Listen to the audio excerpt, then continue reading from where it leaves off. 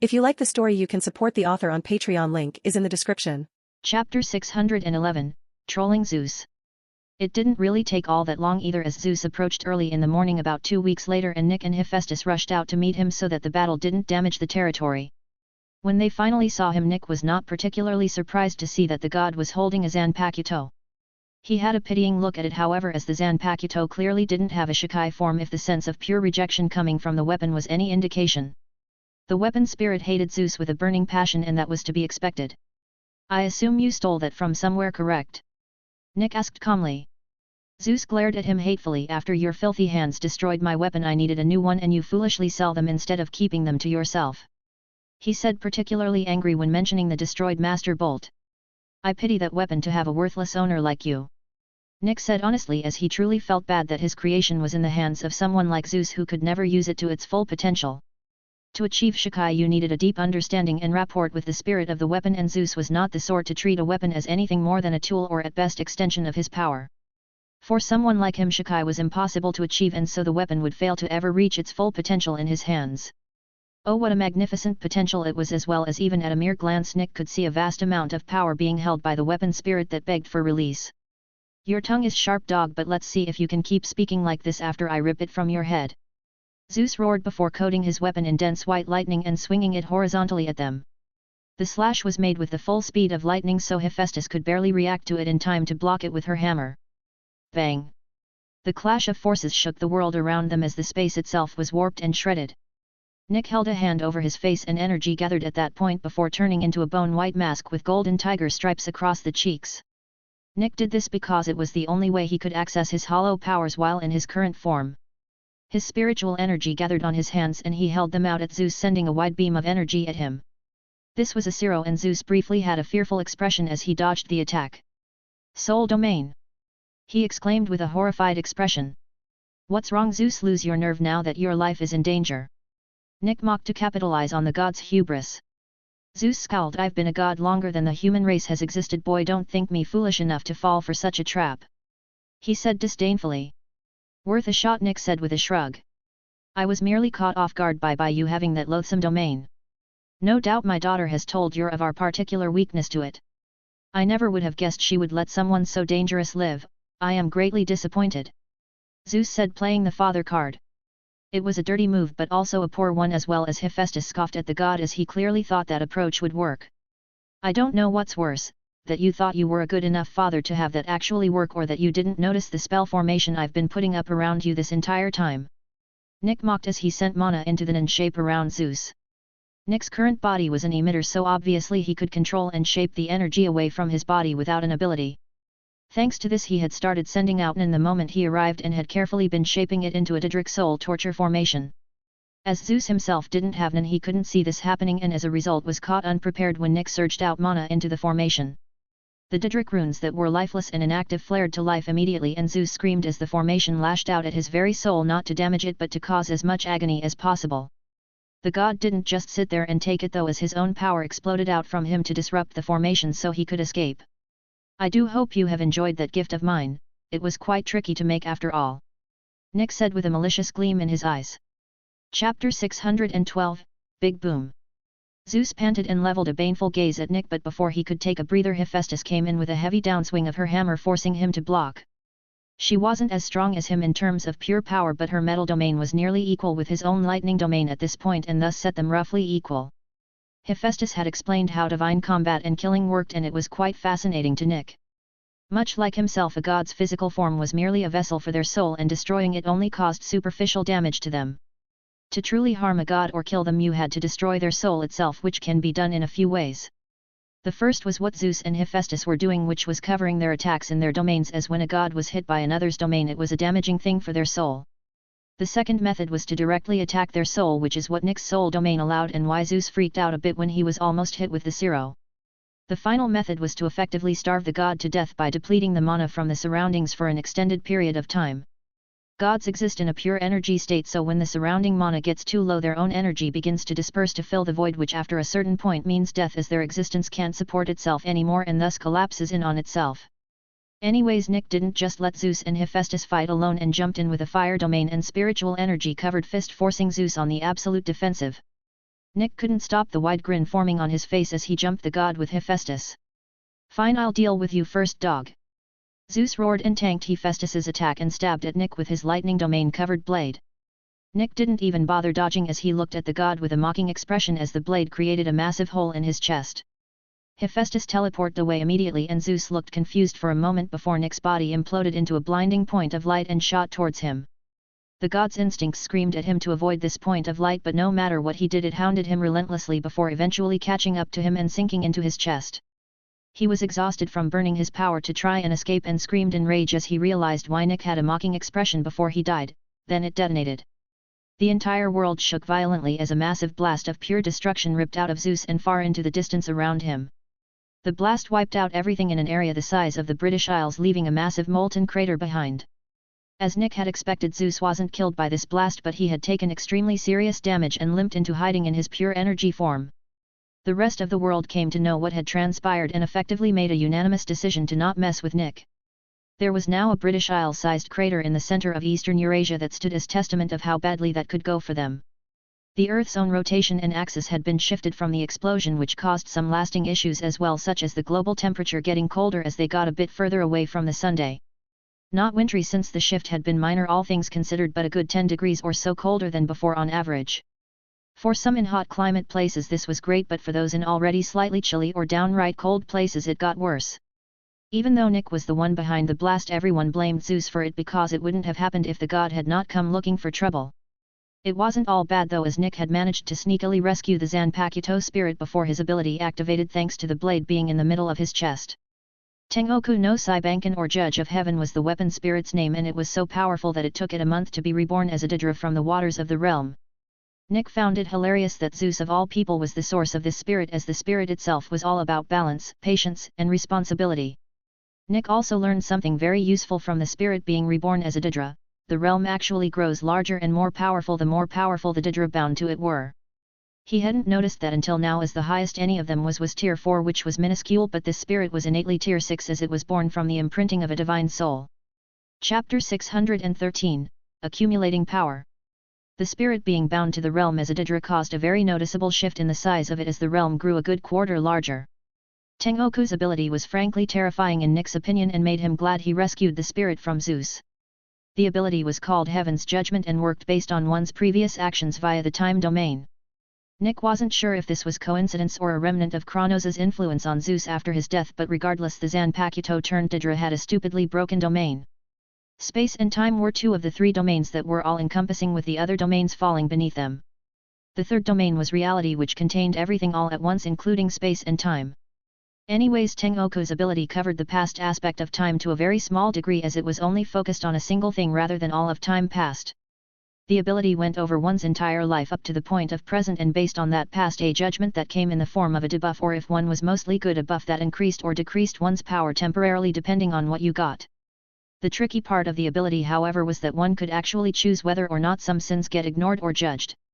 In other words, the ability was downright cracked and unfair, as besides infants and small children there was no one alive without past sins. Surprisingly, Tengoku did not wish to become a god just yet, despite being able to with a small amount of effort. When asked why, it explained that it hoped to refine its domain before ascending, which Nick was all for. The reason Tengoku was being referred to as it rather than with a gender role was because the form the spirit had naturally was without gender, as it was a giant avian winged eye that had the face of a clock as its pupil and iris. Honestly speaking, it was almost Daedric in appearance despite having come from Zeus, and as a result it fit the realm perfectly. Zeus had reconstituted himself within that month but hadn't noticed the loss of his weapon spirit, as he wasn't aware of it to begin with. Instead, he went about reclaiming his lost empire from 2 years ago, warily keeping an eye out for an attack that never came. He couldn't be blamed, as even after forming a new body he had a brutal-looking scar across his chest from the damage he had taken from the explosion. The blast was created from pure mana, and which meant that even his soul had taken a good amount of damage from it. Like Nick and Hephaestus thought, the explosion had made the god concerned about whether or not they had any more nasty surprises in stock to use against him. So Zeus didn't immediately go back after recovering from his injuries, but chose to bide his time. Nick knew that this peace was merely temporary, however, as once Zeus realized that he had to risk death to kill Nick before he grew into a true threat, they would be out of time. There would be no more back and forth at that point but full-out non-stop battle until only one side was left standing. The first thing Nick needed to do however was reach a Tier 7's mana reserves. At this moment he was a god in name and form but he lacked the raw power of one. That was ironically also the reason he was still stuck at the start of Tier 7 despite him expanding his understanding of his domains. The system was Nick's constant supply of new information, so naturally his understanding of his domains grew rapidly, but without reaching a god's level of mana his tier didn't rise even an inch. Hephaestus on the other hand was shooting upwards as she got tome after tome on metals, crafting and fire. Both she and Nick were hoping that if she mastered those domains enough that she may be able to reach Tier 8 and possibly even get an evolution of her domains like Nick himself had upon getting to Tier 7. They were hoping she could get creation but would be fine with whatever so long as she got an upgrade of some sort. Nick himself was passing believers marks out again so that when the first of the month after next came he could activate tithe again. He couldn't do it for the coming up first though, as he needed at least a month to create and distribute the marks to everyone in his territory. Chapter 614, Secret of the World. One should keep in mind that Nick had close to 22 million people in his territory, so the fact he could even get a mark to all of them in a month's time was quite impressive. These were also non constructs, so nobody without non could even see them, which certainly didn't help matters. Still, Nick activated his tithe ability again and drew even closer to Tier 7 levels of mana. The closer he got, the larger and more sturdy his realm grew as well. One might question why merely collecting mana like this even worked to increase his personal stores, and the answer was quite simple. It didn't. Well, to be more specific, his current issue was that despite being Tier 7 he hadn't experienced having that amount of mana, so his stores could only recover passively what he had experienced. By forcefully adding more mana on top of this amount, his stores update to this new amount of mana, for a lack of better terminology. This only worked because he should have more mana than he does by virtue of merely being Tier 7, but since he skipped Tier 6 entirely he never got that mana. In simple terms, Nick was playing catch-up as a result of him taking a shortcut previously that screwed him over a bit. Thanks to his non ability though, he was making good progress on putting his mana stores where they should be. Add on the mana gathering array he had activated again and he was constantly making strides forward. During this process Nick worked to expand his realm via consuming entire uninhabited islands. He unfortunately had to break them down first, as directly adding them to the realm would mean trying to bind the entire world to himself and wouldn't end well at all. Instead, Nick first detached the matter from the world and then added it to his realm. No one was aware of this however, as he was effectively eating away at the world to expand his power. This was obviously something that everyone would move to stop if they knew about. When it was mere truckloads of dirt and asteroids no one would care because those were things without any real significance, but entire islands was a whole other thing. This was like someone ripping out whole mountains from the planet and there was only so many that existed. Still, this ravenous devouring of matter caused the realm's planet to explode in size, as over the next year it grew to the size of Australia in terms of surface area. Once it reached that size, Nick stopped consuming islands, as it was now impossible for Zeus to outright destroy the realm anymore. While it was still possible for him to destroy it, he couldn't do so in any amount of time that would prevent Nick from stopping him. The realm's size increase was coupled with Nick finally equalizing his mana stores with his Tier 7 existence. The change was immediate once he did so, as his power immediately skyrocketed and his entire island became a mana void, as every ounce of free-floating mana was sucked into him to fuel this ascension. Within mere moments Nick's power went from the start of Tier 7 to the upper reaches of it, as all his work on expanding his mastery of his domains caught up with him. Reaching out his hand, Nick lightly tapped the air with an extended finger and the space he touched simply vanished, destroyed down to atoms in an instant, leaving only a void behind. That is rather concerning. Are you maintaining the void there, or is it simply unable to repair itself? Hephaestus asked, looking at the black nothingness where Nick was holding his finger. It is constantly trying to repair itself and get filled in, but my destruction domain is tearing apart everything that enters that area. At the same time I can do the opposite as well. Nick said, and as if to prove his point, a diamond the size of a softball manifested in the void, yet still was surrounded by it at the same time.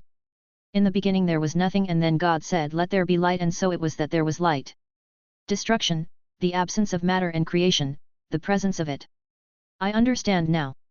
Nick said with a smile as he released his power, and the spot he pointed at immediately returned to normal with a slight difference. There was a diamond that wasn't there previously. Time, space, and reality are the foundation. Destruction and creation shape raw matter, and the rest of the domains give it function and substance. This is the secret of how the world functions. He said, understanding the subject perfectly. Chapter 615, Daedric Rampage. Did you not know this already? Hephaestus asked, confused. This was fundamental stuff for gods after all, and Nick should have known it. The theory yes, but until now I couldn't really understand what that meant exactly. It was like I had all the pieces of a puzzle yet couldn't see the image they made until I finished putting them in place. Nick explained honestly. Just having the domains wasn't enough for Nick to fully grasp them, and until now he lacked the raw power necessary to fully utilize the domains as well. But after his power rose to its current level, that all changed, and now he had the full image, and it was surprisingly simple. One would think that the fundamental forces behind the world were complex and abstract, but at its most primal the exact opposite was true.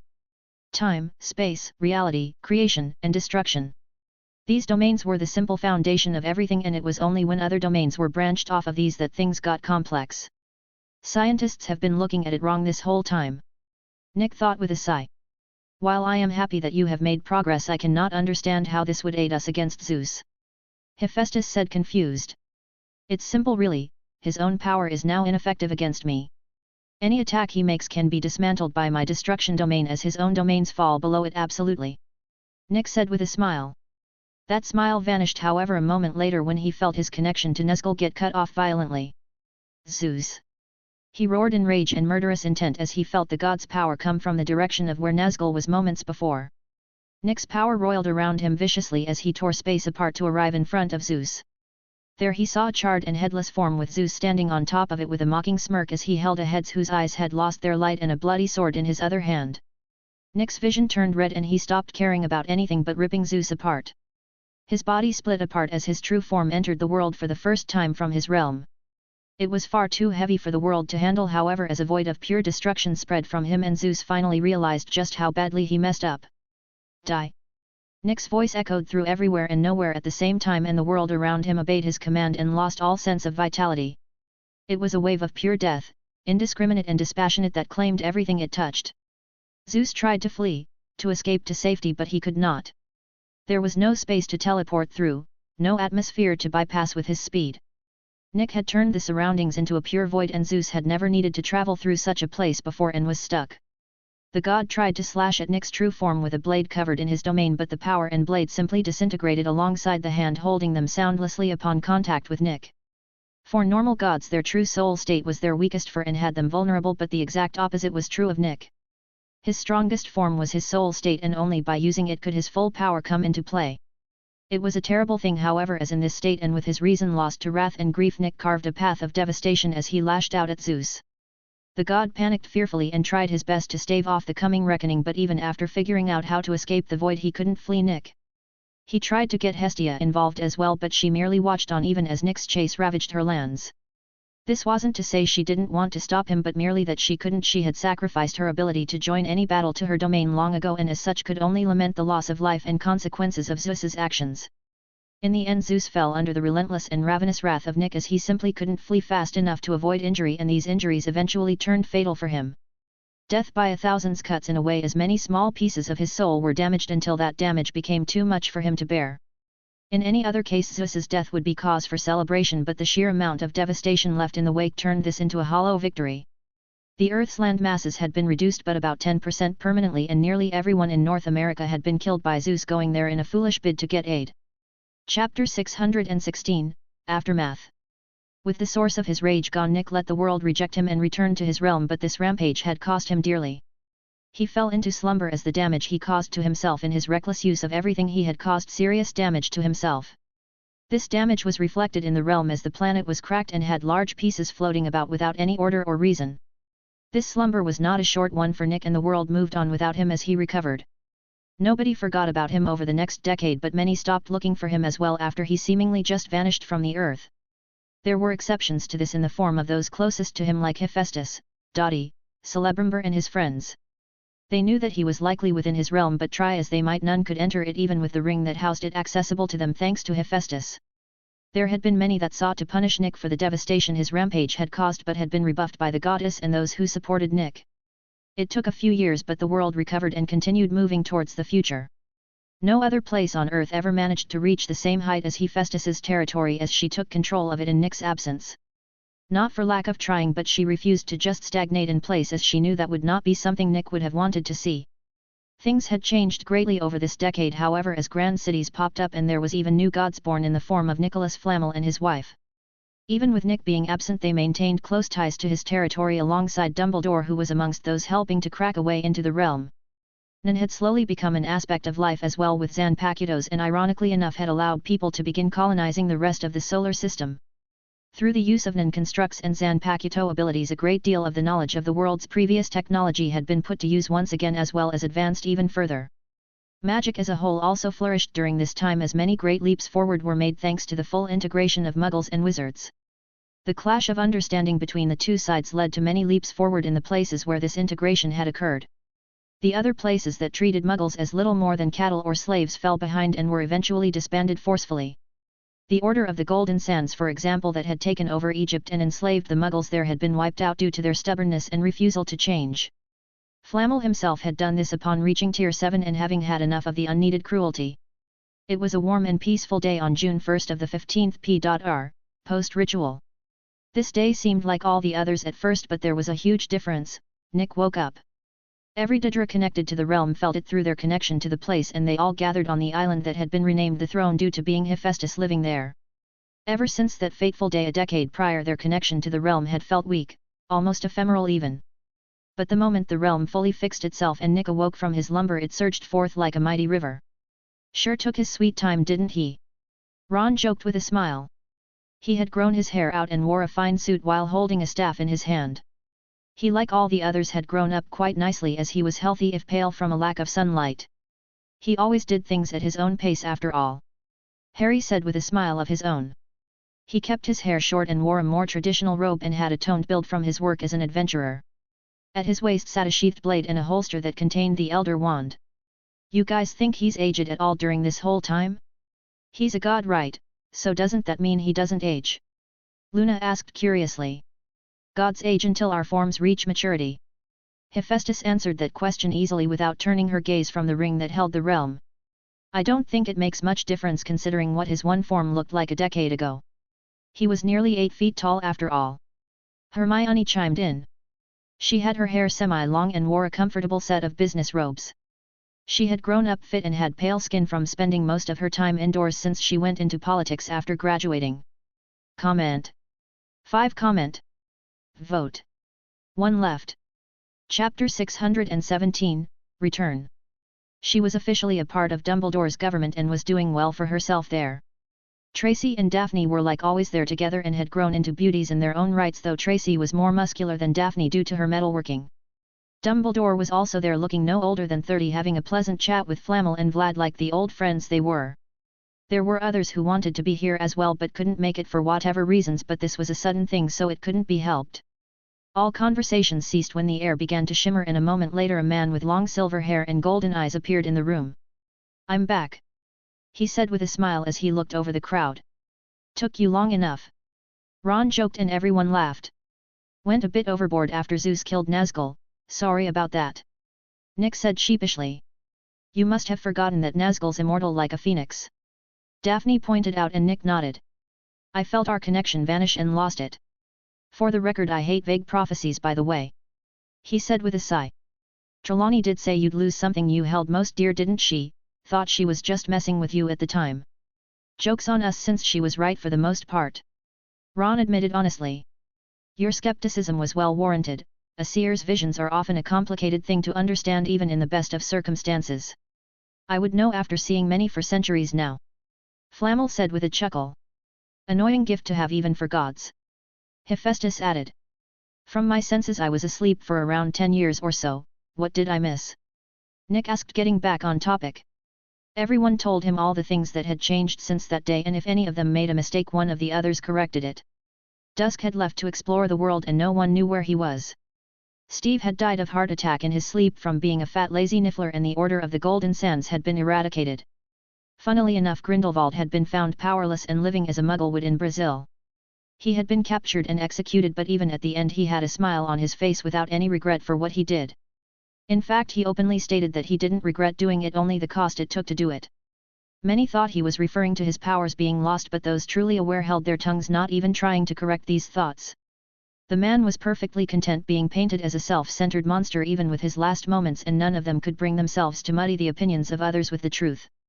Sometimes it was just easier letting the truth remain hidden for everyone involved. Nick congratulated everyone for their own pieces of news such as Harry's wedding to Ginny or Flamel's ascension to Tier 7. The one he was most pleased with however was Hephaestus, who had reached Tier 8. The goddess herself put her foot down and made it clear that she wasn't taking no for an answer anymore.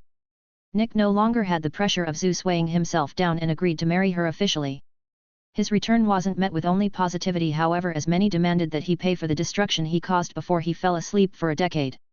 His answer to this left many quite conflicted, as he simply solved a whole mass of problems that still existed all at once. Some felt that it was never enough of a repayment and that he should spend the rest of his life in penitence, but Nick refused. He may have been gone for a decade, but he was still easily the third or fourth most powerful being on the planet, so forcing the issue wasn't possible. It was on the day of his wedding, a massive event in and of itself, that a dark-haired man in a tattered black robe appeared in the center of the aisle. I would assume that as the uncle of the bride I am also invited to this event. The man spoke and everyone suddenly realized the identity of the man, or rather God. So long as you aren't here to crash the wedding, then you are of course welcome to join the festivities, Nick said without any surprise on his face. In truth, he had been expecting the god of the underworld ever since he awoke from his slumber, so when he finally appeared Nick was not taken off guard. Chapter 618, Hades' Conversation. Hades nodded calmly before taking a seat next to Nicholas Flamel, who looked very uncomfortable with the god's presence. Nick couldn't blame him for it though, as despite all records pointing out that Hades was fairly relaxed, he was still the god of the underworld and in most ways the dead. People were naturally bothered by the concepts of these things, so having the god of them sitting next to you was likely very unnerving. Still, the wedding went on without any issue and Nick and Hephaestus got married with Celebrumber as the officiator. The after-party was a wondrous affair, as Nick spared no expense to make it the best he could. The gift-giving is when things got a bit strange, as Hades presented his gift in a simple white box with lacy black ribbons tying it close. Within the box was a set of crowns intricately made and each holding a mysterious enchantment. As the ones who deposed the previous king of gods and as the oldest remaining god, I present both of you the status of rulers of gods. These crowns will serve as your badge of office even if they never touch either of your heads. Hades spoke and there were gasps from those attending. Despite this however, no one raised any objections to this, so Nick and Hephaestus donned their crowns. Hades bowed. "May your rule be prosperous and long," he said before slipping back into the crowd. The rest of the gifts were considerably more mundane but still held great value and meaning to the couple. A few of Nick's friends got baby items as a joke, which made both Nick and Hephaestus embarrassed. Kids were undoubtedly going to happen, but not so soon and not without careful planning. Nick was a Daedric prince after all, and any child of his was like as not going to take after their father in this regard. The world wasn't ready for that yet, and Nick wanted to fuse the entirety of Earth with his realm before he had any children to manage them better. After the wedding, the happy couple did as any newlywed couple does and broke a bed. They had to specially craft a new one after that out of hyper-durable materials, since it was clear after they did the deed that no normal bed could withstand two gods going at it full tilt. Hades didn't go away after the wedding but toured Nick's territory casually until after things went back to normal. There was no real honeymoon, as both Nick and Hephaestus enjoyed their work too much for that. At that time the god of the dead came to have a conversation that Nick had known would come for many years ahead of time. The actual content of the discussion however surprised Nick. "I have watched over this world for millennia, and in all that time I have only ever witnessed a single other instance of someone like you appearing." He went by the name Solomon. He was like a sudden fog had crept up out of seemingly nowhere. In his time he revolutionized magic and civilization as a whole, but unfortunately fell to age as he felt immortality was a curse. Unlike him however, you have embraced immortality and as such fulfill the condition I have set. Hades spoke calmly and had a nostalgic look. "What condition?" Nick asked curiously. Being compared to a legendary sorcerer like Solomon was nice and all, but Nick doubted that Kronos would go out of his way to mention an offer that Hades would put forward if it wasn't the more important part of this conversation. "I watched as my kin destroyed this world in their pride and recklessness from my realm of souls. All of this was due to a failure of a ruler who refused to control these desires for the good of the world. At that time I decided that should another hegemon achieve immortality and ideally divinity, I would give them an offer that may come as a surprise given its nature." "Has my niece told you what we did with the essences of the Titans after we overthrew them?" Hades asked, and Nick nodded. "She likely told you that we imprisoned them in my realm, but she likely didn't say why we did this instead of outright killing them. The difference between them and us was that they were only one generation separated from the primordials born from the world itself, and as a result were tied to the domains intrinsically. Destroy their bodies or souls and in time a new being would be born from the world unless a new being took over their domain. Knowing this, we were forced to trap their essence instead," Hades explained calmly. Comment. 4 comment. Vote. 1 left. Chapter 619, The Offer and Beginning Conversion. Despite the way my kin portrayed them, the Titans were good and fair wardens of the world that knew to maintain it. My offer is simply to offer them a second chance. While not even I can free them from their prison, I can still destroy their souls so that the world may spawn them anew. This decision lay entirely within your hands, but I will not rush you in this matter as it is a weighty choice indeed. Hades said calmly before falling apart into dust that scattered with the breeze. Yeah, that tracks. How like Hades to drop a heavy decision like this on others' shoulders before bailing. Nick thought, amused. Still, I should probably speak with my wife about this to get a second opinion on the Titans. The last thing I want is to unleash a bunch of powerful beings on the planet that go on a murderous rampage at the drop of a hat, he thought as well before going to find Hephaestus. He was not surprised to find her at work in the crafting room forging a new Zanpakuto. She smiled when she saw him and put down what she was doing to walk over and give him a kiss. What brings you here, my love? She asked curiously. Nick told her what Hades had said and why he had come to see her at this time. She seemed genuinely surprised by the offer and explained that while she was born after the first generation of gods escaped from Kronos' prison at that time, Hades seemed to hate the Titans just as much as the rest of them did. She did confirm, however, that even at the height of the war between the two sides, the Titans still took great care to avoid upsetting the balance of the world. That was even the reason why the gods won in the end, as they purposefully tried to unbalance the world, knowing that the Titans would try and fix it, leaving them vulnerable. It took far more power and time to repair something than it did to break it after all. Surprisingly, Hades had been the one to suggest imprisoning the Titans to begin with after the first of them slain rose again a century later as a new being. That he was now the one seeking to release them was irony at its greatest. Nick did confirm that the new being born after the Titans were slain did not have the previous being's memories, however, which was a key piece of information. If they had their memories from before they were slain, then Nick wouldn't even consider releasing them, as mankind and much of the world was different and unnatural as compared to their version of the world. One had to remember that humanity was a product of the gods and not something the world itself had spawned in time. To pure beings of the world at its most raw time period, the Titans would undoubtedly seek to fix this unnatural aspect. Without their memories of what used to be, however, the new Titans would only see what is instead and would seek to preserve it. This would be a boon more than anything for Nick's rule after he added the world to his realm. The normal process of consuming a realm with another was to drag the new one into one's own realm, but Nick decided to do the opposite and bring his realm to the real world instead. Originally he was going to follow tradition, but with the Titans' possible return this would work even better. This also came with the added bonus of him slowly being able to expand his control away from Earth and out into the wider universe as he brought more and more space under his power. With this in mind, Nick went deep below the island to where the ley line nexus was and shattered the ring holding his realm from within. The world rumbled and shifted as the planet of the realm manifested into the real world and immediately latched onto the ley line nexus like a parasite. From there it slowly began to expand its control of the surroundings, bringing more and more of the Earth under Nick's control while no one was the wiser. The first part of the world to become a part of Nick's power was the island and several miles in every direction from it. From there it slowly converted everything at its edges at a constant but slow rate. The only one aware that he had done something was Hephaestus, as she could feel his power growing constantly as his realm brought more and more of the Earth under his control. Chapter 620, Ambition Achieved, End. A century. It took a century more or less for Nick to fully bring the world itself under his control. His reaching Tier 8 after assimilating half of Europe 20 years after he began this slow process only worked to accelerate it. His domains had evolved once again at that time into the space domain and giving him near sole authority over one of the three foundational forces of the world. There were others who delved in the space domain, but Nick was the highest power in it and was its embodiment, chaotic yet stable, destructive and yet creative. All aspects of what space was he had in spades, and so the domain came to him as naturally as breathing. Unlike what one would expect, Nick did not seek to make the world as advanced as possible, but rather he wanted it balanced. As a result, he had shaped his territory's civilization to work with the natural order rather than to suppress it. Sustainable resource gathering practices, free-flowing water through the megacity, and adaptive medicines that had a solution for most problems. In many ways his territory could be said to be a paradise, as everything simply worked. The same, however, couldn't be said of the rest of the world, as greed and selfishness were deeply ingrained in humanity as a whole. Nick didn't suppress these other nations, as he understood that humanity did its best work when conflict and pressure were applied. This was why he had made a magical pact using the power of every god on the planet that no gods could interfere with matters that are of mortal making unless it threatens the natural balance of the world itself. Not even a month after this pact had been made, war broke out as the nations that had held themselves back for fear of divine retribution acted out. With war consuming the world again, no one noticed as the world itself was fighting a losing battle as he forcefully assimilated it. That changed the day the world finally lost entirely and Nick fully assimilated the world.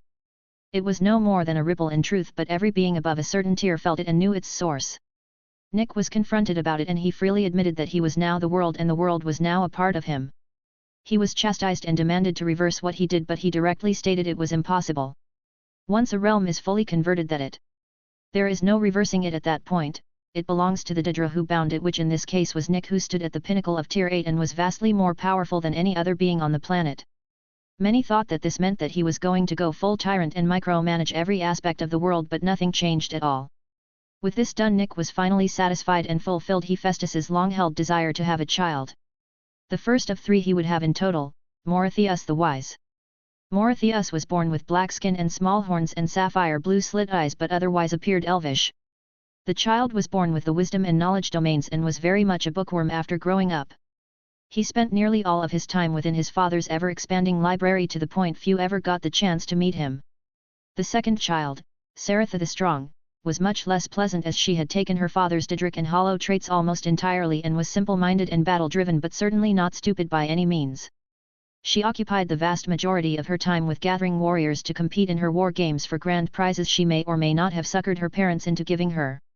As the only girl of the trio of siblings, Saratha was spoiled by her parents to some degree and rarely denied anything without good reason. Prometheus the Starborn was the youngest but most exceptional of the children, as he alone was born a perfect combination of mother and father. He was born with golden skin adorned with fine white feathers and hair that was silver and red atop his head. As a perfect mix of both his parents, he literally glowed with power and was skilled at crafting, war and academics. He was also the only of his siblings to leave Earth and explore the wider universe, as he idolized his father's achievements and wanted to make a name for himself as well. Nick slowly extended his control past Earth after that and eventually came across other worlds with gods of their own. The most powerful, however, was only Tier 9, which was also the highest quantifiable level of power, as after that things got blurry and had to track. Nick knew this, as by the time he came across said Tier 9 he had assimilated almost a quarter of the galaxy and simply willed them out of existence when they tried to attack him. So it was that his story came to its conclusion, as he eventually assimilated the entirety of the universe and had nowhere else to go and thus stopped. Chapter 621, After Note, Author.